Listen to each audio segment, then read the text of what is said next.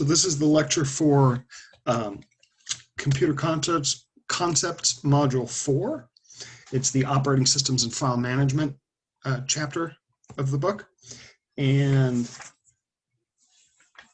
I want to start off with what an operating system is. So first off, the operating system is a piece of software. And that software, there are really two kinds of software. And we have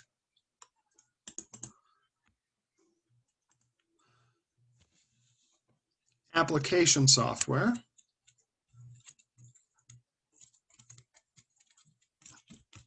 and application software are basically programs that do something. So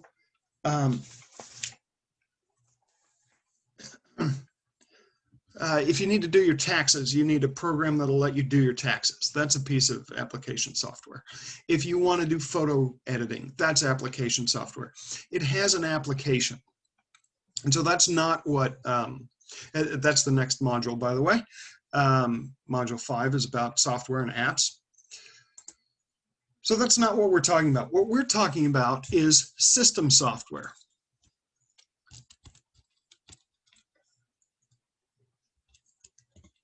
System software, and there are two parts of system software. One part is the operating system, and the other part would be what we call utility programs. So utility programs. And utility programs are relatively simple. A utility program is a program that either has to do with the maintenance and upkeep of your computer. For instance, we want to keep it running, right? I want to make sure that my computer works. And so an antivirus software would be a piece of utility software.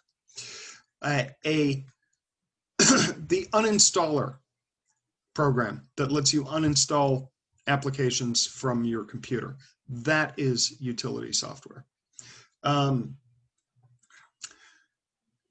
A program like Nero, I'm not even sure that it's still around, but a piece of software that lets you use a piece of hardware like a DVD burner so that you can create DVDs. A scanner program that works with your scanner, or even the printer program, like I have a combo where it is scanner, copier, printer. That piece of software lets me use that device. That's utility software. So there's not a whole lot to say about utility software. It's fairly simple. It has to do with either one device or maintenance and upkeep. For instance, there's a program that lets you, here, let me get over here and do that. So let's share my other screen here. And so if I go to my file management program, that is a piece of utility software. And I right-click on a disk and go to Properties. There are some software, some tools. So there's an error checking program, and there's an optimize and defragment program. Those are both utility programs. So I think I can do this error checking fairly quickly. Now it says I don't need to scan it, but I'll go ahead and scan it anyway. Oh, 23. Oh, it went from 23 minutes to 20 seconds. So it's scanning it for errors. And by the way, you can do this to a flash drive. I'm doing it to my SSD drive, my solid state hard drive. That's why it's so fast. If you were doing it to an old-fashioned kind of hard drive, it might take 23 minutes. And so this says Windows successfully scanned the drive. No errors were found. I can show the details. Well, it's not showing me any details because there are none.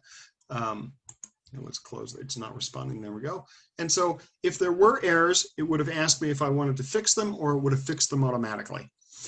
This is actually a good thing to do to a flash drive. So I actually have a flash drive here. Every once in a while, you want to maintain it. You want to make sure that it's working right. You just right-click on it, go to Properties, go to Tools, and run the error check. So this will scan and repair the drive, even though it did a pre-scan and said you don't really need to fix it. So it's scanning and repairing, and it says no errors were found, so I'm golden again. It didn't take very long.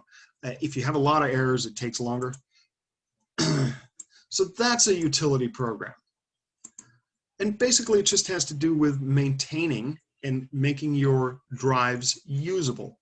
So let me close this. I'll hit cancel. I'll close that. We'll go back to the whiteboard.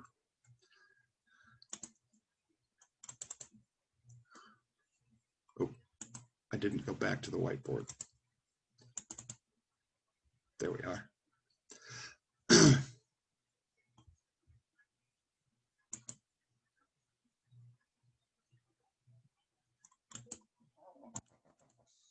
Okay, so those are utility programs, and I'll go ahead and get rid of this side because we're just going to actually, I'll just clear the whole thing because we're going to talk about operating systems. So let's talk about what an operating system is. A, it's a piece of software. We showed up on the software.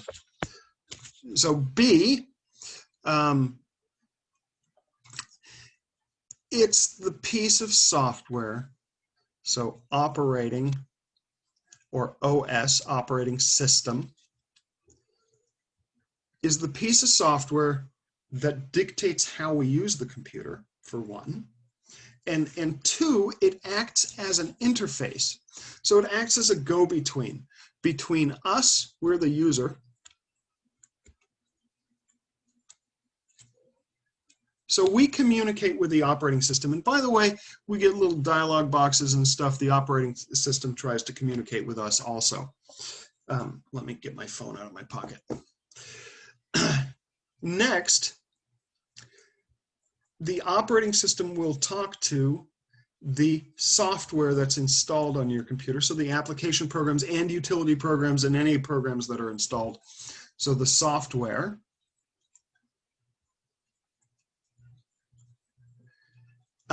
And the software will talk to the operating system. So for instance, if you have a program like Word and your operating system is the Macintosh OS 10 or Apple OS 10 software, you need to install software that can communicate with that. So you have, Word for Mac. If you have iOS, so you have an Apple phone, iOS apps, right? You go to the Apple Store to get your apps because those are all little programs that are made for iOS. If you have the Google operating system, you go to the Google Store. Those are made for their operating system, which has names like Popcorn and stuff like that. So anyway, it also talks and communicates with the hardware.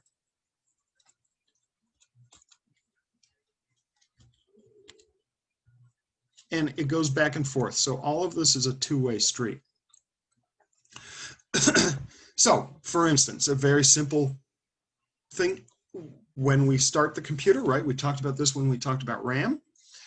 I wait for the operating system to load. Once it's loaded, I have a desktop. Like this. On the desktop, I have some icons. So I am now going to use my computer by communicating, giving commands to the operating system.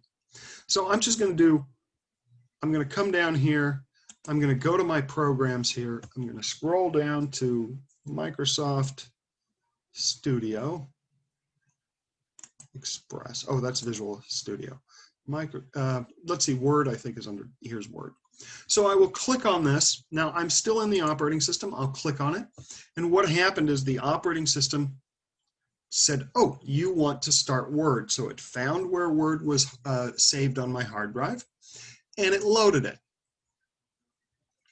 Now, I type something up in Word, right? So I'm typing la, la, la, la, la, la, la, and I don't have to type anything meaningful. And then I go to my file menu, my backstage view, and I click print. Well, notice how it's connecting to the printer, right? So it's saying connecting to the printer. Who's connecting to the printer? Well, the operating system, Word communicated to the operating system and said, hey, is there a printer? And then the operating system, what it basically did was, it said, ooh, I'm not connected to one, let me connect to one. And then once it connected, it loaded that, it talked to Word, and it said, here is the Epson ET2650 toner low, right? And it's talking to Word and telling it, hey, there's one document waiting, etc. I don't know why there's something in there already. If I would have had other printers available, it would show up here where I could select whichever printers I wanted. And by the way, there's this little green check mark. That means that at some point I set this printer as being my default printer. So it's the one that pops up. All of the rest of this is controlled through Word, which then will communicate to the operating system, which will communicate it back to the printer. So if I want this to be landscape, right, then I'm using Word. Word is talking to the operating system. The operating system is talking to the hardware, which is the printer in this case. Now, I'm not going to press print, but basically when I press print, Word is going to talk to the operating system. The operating system is going to talk to the printer and check to see if there's paper. If there isn't paper, it'll give me a message saying your printer isn't ready. Please put in some paper. So let me close this now because I don't need this. Don't save, and we'll just close the whole thing. There we go.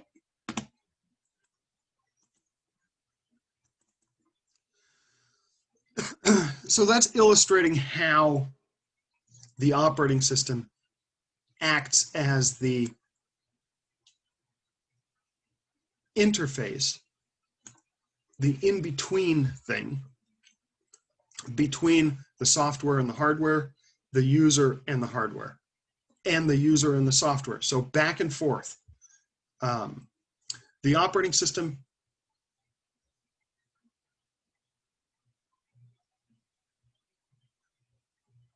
well, it does a whole bunch of stuff, but that's basically what it does. Now, having said that, there are different operating systems.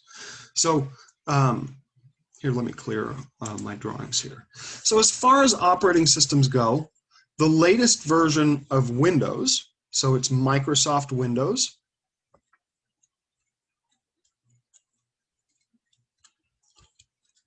'10, and I forgot the W in here.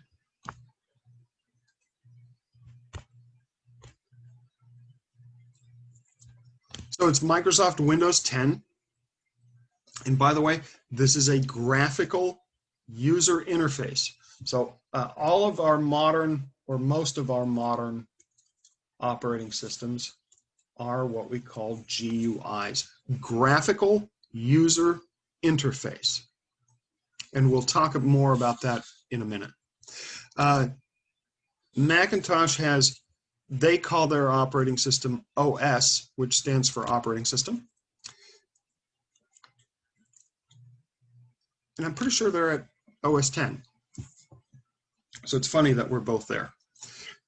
Microsoft and Apple are at the same number. Now there are previous versions of all of these. And by the way, the operating system OS 10 for Apple, they have different updates. So they call it different names. I mean, there used to be Snow Leopard and there were some other ones. I don't know what the current one is right now. But so they get updated. Windows gets updated too, but they tend to keep the same name. It's been Windows 10 for a while. We should be getting to Windows 11 because I'm sure that Microsoft wants to jump ahead of Apple. But anyway, there are others. So there is a open source software, which basically means that it's modifiable by anybody that can program. So open source means that anybody can use it, and it's shareable for free. That's called Linux.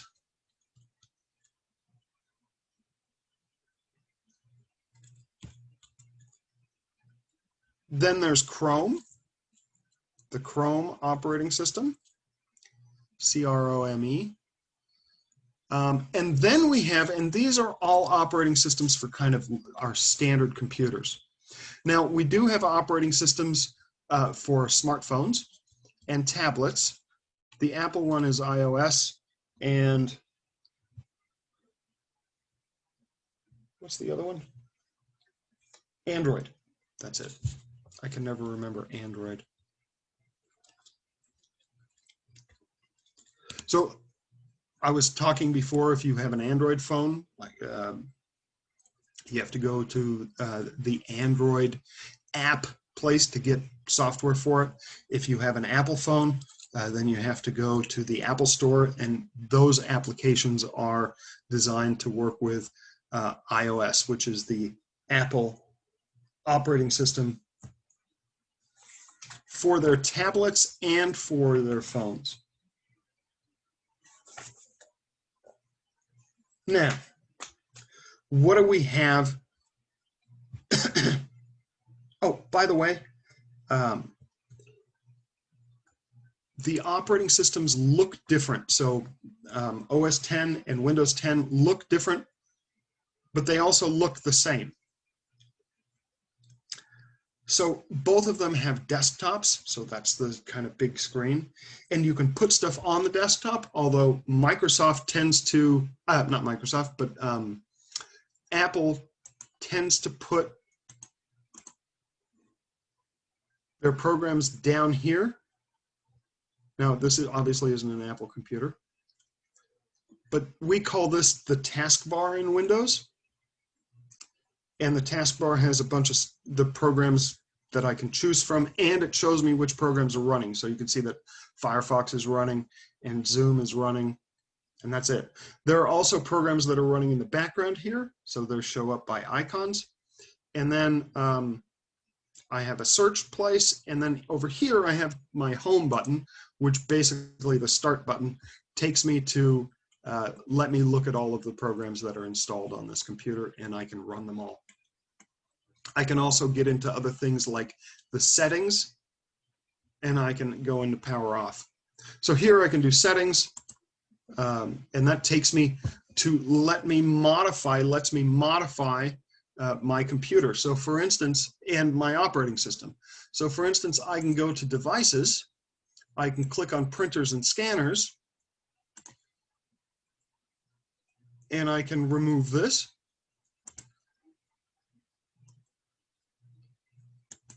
I can manage this device,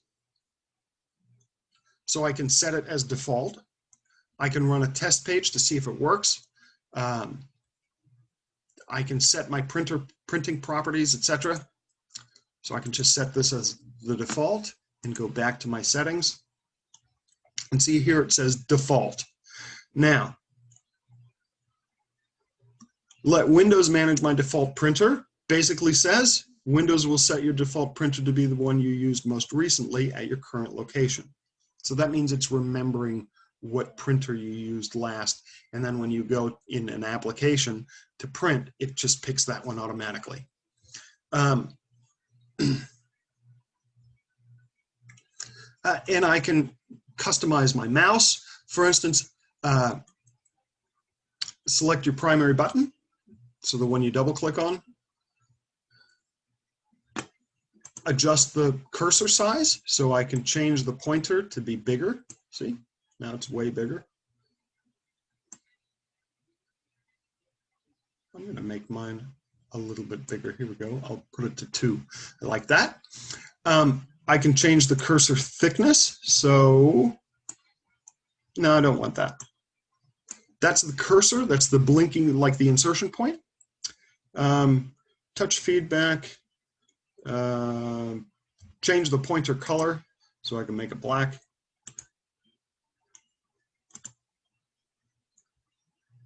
I can have it any color I want. Right.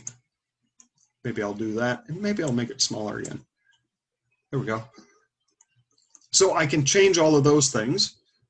There are additional mouse settings here, so I can, oh, those, I had those already. How many lines to scroll each time? So that's going to control my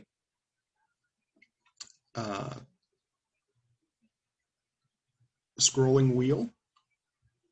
And so there you go. So those are some of the settings that I have. There are all kinds of settings that I can get into. Update and security is one thing that we should talk about later when we're talking about Windows Update. Well, I'll talk about it now. You should update your operating system on a regular basis. And by the way, Microsoft, and I'm sure Apple, does automatically.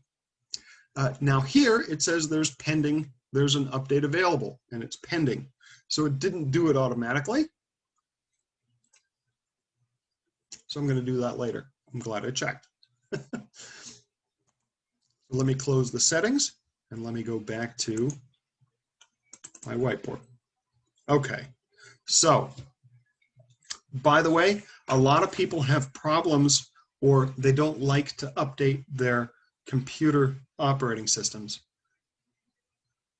But most people don't have problems updating their phones when there's a new version out. So it should be the same. You should update. If there's an update available, you should update. Most of the time, nothing bad is going to happen. Just like most of the time when you update your phone, nothing bad is going to happen to your phone. Although sometimes there's an update that causes it to stop doing something or even stop working. So, but 99% of the time, updates are perfectly fine. So having said that,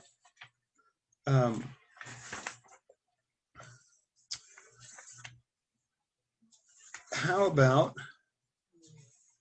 graphical user interfaces. So let's talk about that. A graphical user interface is basically an interface that uses graphics to, or lets us use graphics to communicate with it. And what I mean by that is basically, let me go back to my screen here, is that I have graphic icons here. These are called icons. And the ones that have little arrows next to them are shortcuts. A shortcut is like a pointer. It points to the actual location of either the file or the folder. This is a folder, and inside here, there's a file. Now, I'm going to ditch this folder just by, I can right-click on it and press delete. I can just highlight it, see the little check mark shows up, and I can press the delete button on my keyboard. So I can manage stuff very easily. I can have shortcuts for programs. I have one right here. I could put a shortcut, so let's say I want a calculator. I want the calculator shortcut on my desktop. So I create a calculator icon, and now all I got to do is double click on it, and it shows up. Okay, so having said that, most programs also use graphical user interfaces. So if I go to Word, for instance, what is that? Oh, that's my daughter's stuff. But if I go to Word, right, there's a graphical user interface.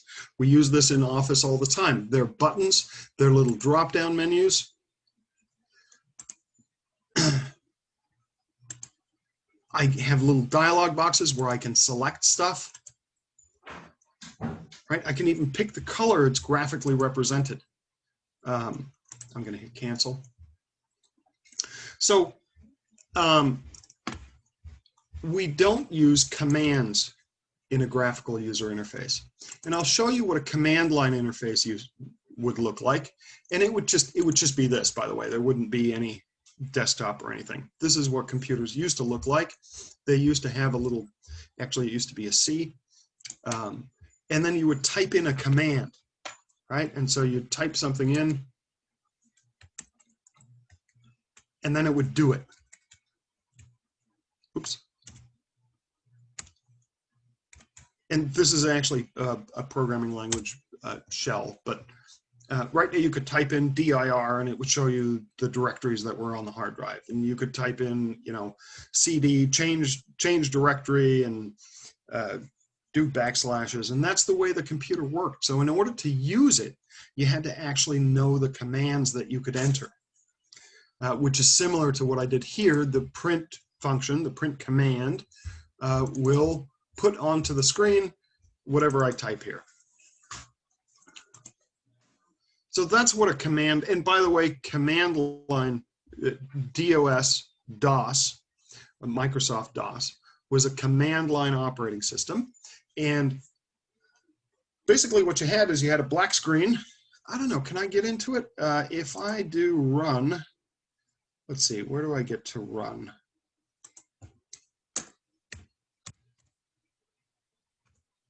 There it was, command prompt, cancel.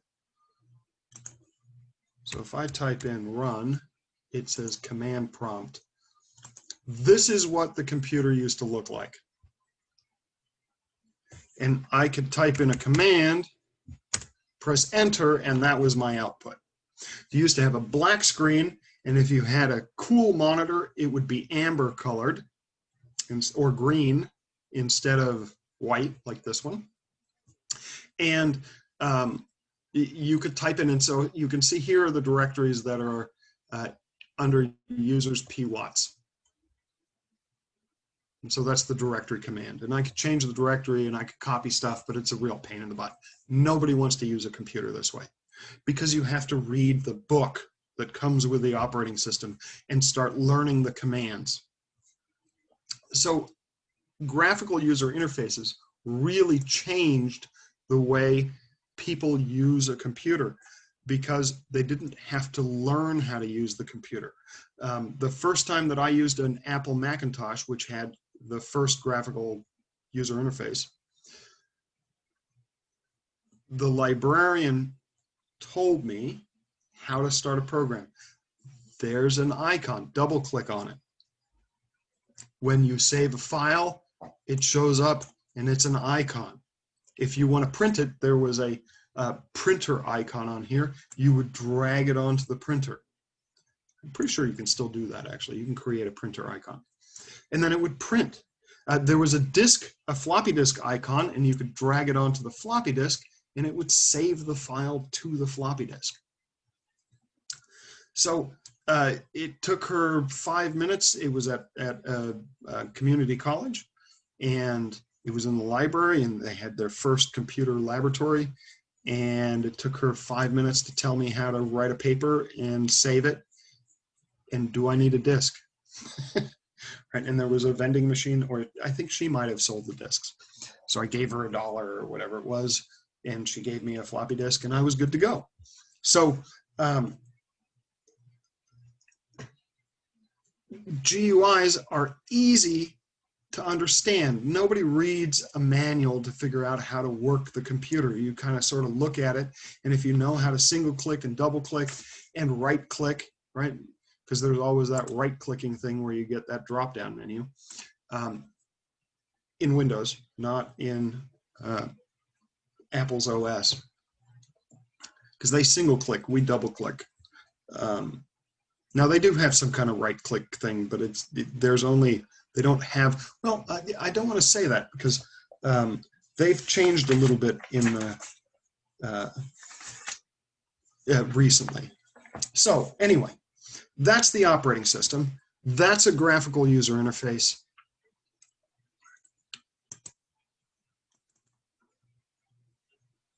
Icons, shortcuts, using a mouse or a device to input commands, like a touch screen, to say, ooh, I want to do this, use the eraser, and then I'll, click on here and it'll erase stuff. I want to draw something. So I use the command, click draw, pick what it is I want. I want a stamp.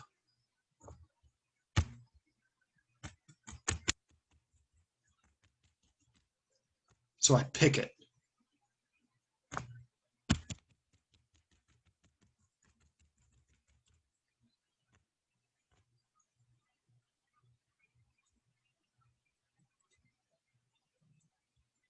This stylus isn't as good as it could be. It's not a fine tipped stylus. It's a generic one. So anyway, so that's a graphical user interface. All of our modern operating systems are graphical user interfaces. Now I want to talk a little bit about file management. And so the first thing we need to talk about is what is a file. So what is a file? A file is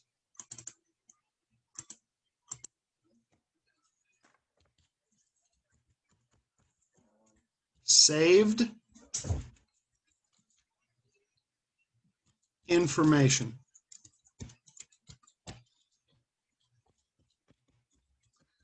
Of some sort.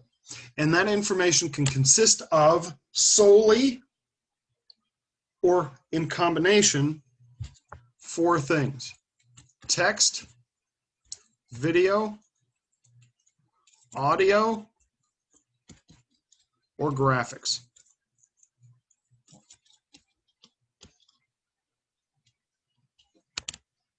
I forgot the C. Okay? So, and we know this already. We know that there are only 4 things that a computer can work with. There are 4 kinds of data input and output, and it's text, audio, video, and graphics. And that's an E.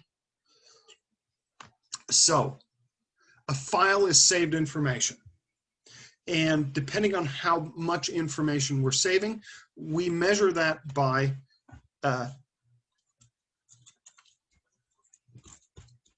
bytes. And we have, you should remember, that we have gigabytes. Well, let's start with megabytes. We have megabytes. A megabyte is equal to 1,000,000. Now this little toolbar is in the way. So a megabyte is equal to 1,000,000 bytes.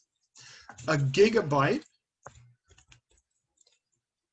is equal to 1,000,000,000 bytes. And a terabyte is equal to 1,000,000,000,000 bytes. And remember that a byte is 8 bits. So it's at least 8 zeros and ones put together. So how do we know how much information is being saved with a mega or a giga or a tera? And by the way, there are smaller ones. There's kilobits, that's 1,000. And then there's picobits, which is whatever the bigger number is after 1,000,000,000. So you can think of a megabyte as being equal to 500 pages of text. So like a good size, how many pages are in this book? No, it doesn't tell me because it doesn't have numbers the way we had numbers. How many pages are in this book? This is less than a minute. This is 261. It's paperback. 261 pages. So that is half a megabyte. I don't have any other books in here, do I? Oh, wait a second. I have another book. This one's thicker. How many pages is in this one? 370.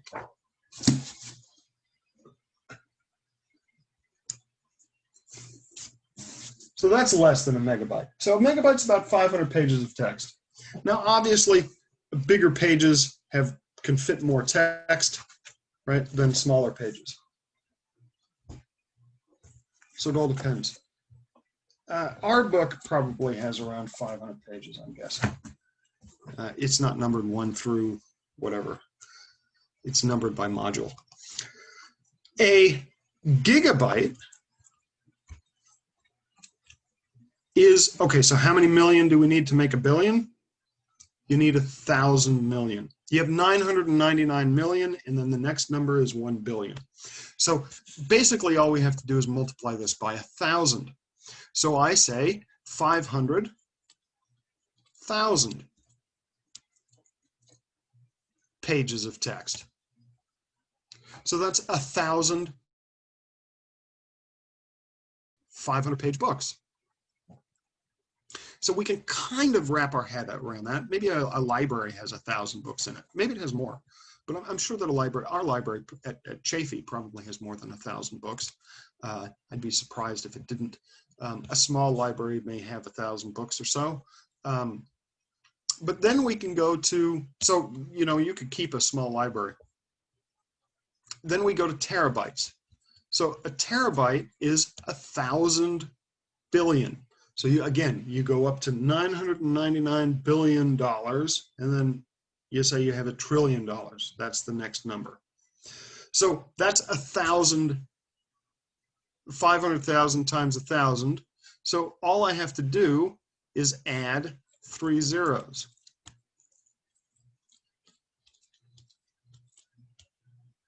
Yes. So that's 500 million.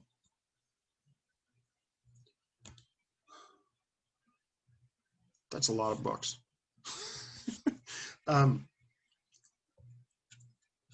That's a lot of books. Now, that's how you can kind of think of it. There are other ways to imagine how much room a file takes up. An MP3 file, so a music file, about 1 megabyte a minute. So if you have a 5-minute song, it's about 5 megabytes.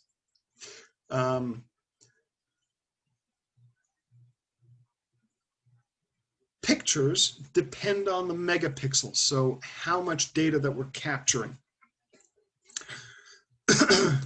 So I'm gonna, actually, I don't know this offhand. For a 10 megapixel camera, how big is the average file size? So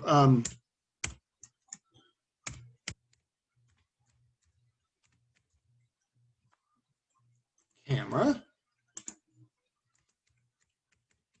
average file size. Let's see what I get.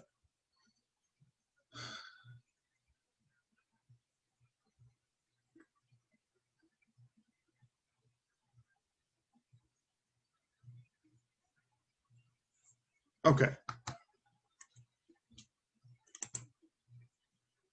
So it's giving me the average file size for 16 megapixels.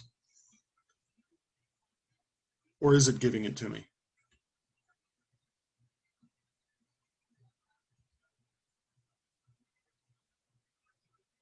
16, so 14 megabytes. That's for an uncompressed. So I'm going to say that it's probably closer to 10 megabytes for a picture.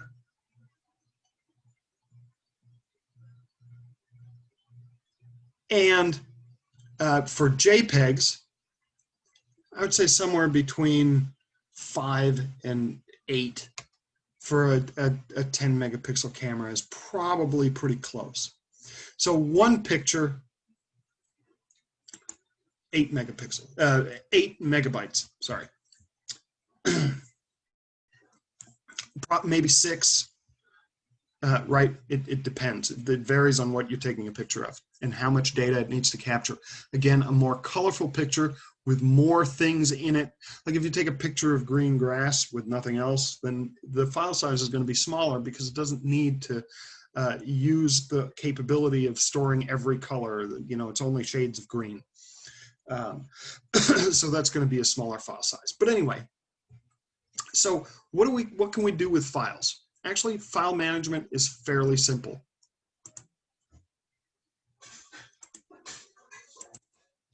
and I'm going to open a file managing program. And I have one. File Explorer is right here. That's what it's called in Windows, File Explorer. And I open it. And basically what it shows me is it shows me the contents of whatever it is I select over here on the left pane.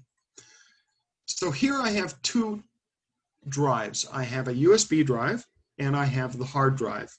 And this is the Windows drive. It's called C. And this is the USB drive, and it's assigned a letter also. It's the D drive in this one. Now if I unplug it, which I will do, it goes away because now it's no longer plugged in. But if I plug it back in, it should pop back up. And that's because USB ports are hot swappable, and that's very important. So let me see what the contents of this is. So I just double clicked it, and now you can see, and this, by the way, represents a folder. So folders and files are what I can see.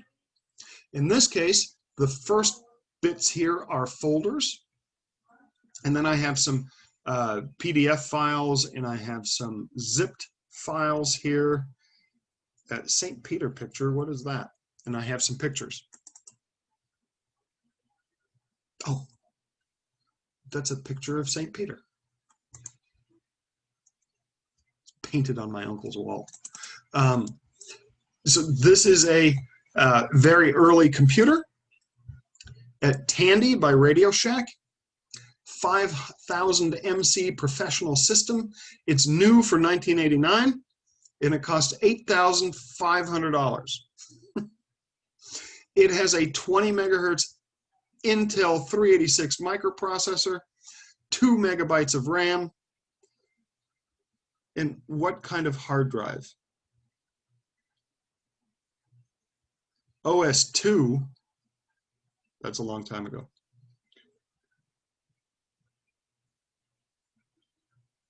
Mouse support included, so it doesn't come with a mouse. Monitor and mouse not included. And it's a lightning fast 20 megahertz. Our processors work at the gigahertz range now. So megahertz is million operations a second. We're working with gigahertz, which is a billion per second. So this could do 20 million operations a second. Our modern computers can do, you know, up to 4. Actually, we're doing with multi-processors, dual core, quad core processors. We're doing, you know, 8 gigahertz a second, 12 gigahertz a second. So we're way faster than we used to be.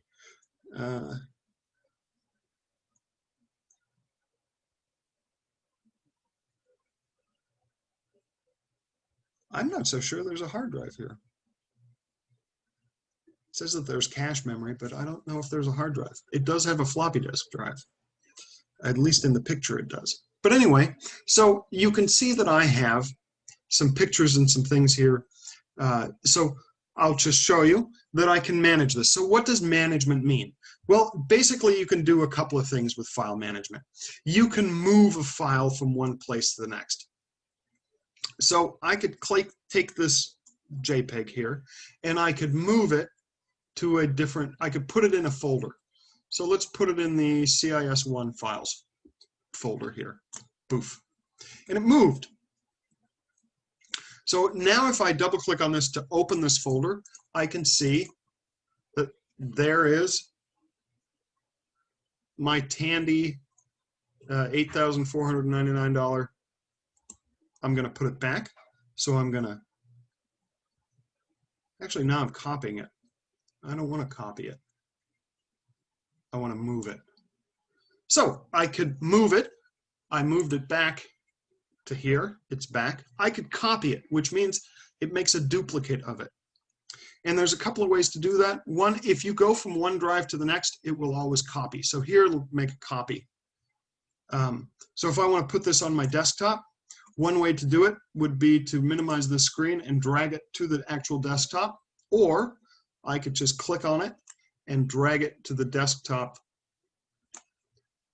over here in my file management, and now it should be here. Oh, there it is. It's here. See, it showed up. You can rename a file, and you can always right-click on a file to do all of this stuff. So I can cut and copy. Cut is to move it, so it removes it from where it is, and then I can copy it. So that's like doing copy and paste, cut and paste. I can create a shortcut, I can delete it, and I can rename it. So by the way, you can delete a file by clicking the delete button or right-clicking and pressing delete. I'm not going to delete this.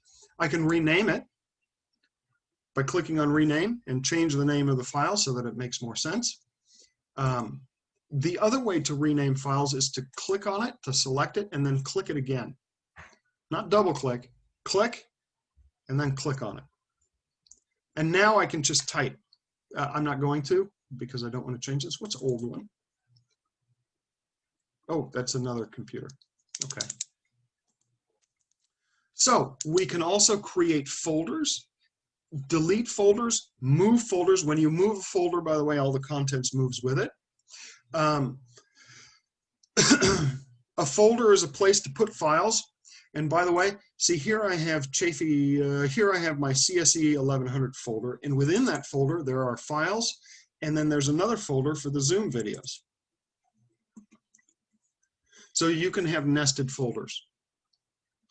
The way we view the files, we can change right here. Just go to the view menu, and then I could make this extra large icons. I can do it the way I do with the details. I can just have it be a list. I can have small icons, large icons, or extra large icons. I can sort the files by a bunch of different ways, by date, by type, by length, alphabetically. So here, name, by name, which is alphabetically, ascending. Let's change the sort here by date, and not ascending, but, oh, it is descending. Okay, that's good. That's what I wanted. So now you can see it's sorted by date. And so you can see when these files were modified, and the newest ones are at the top.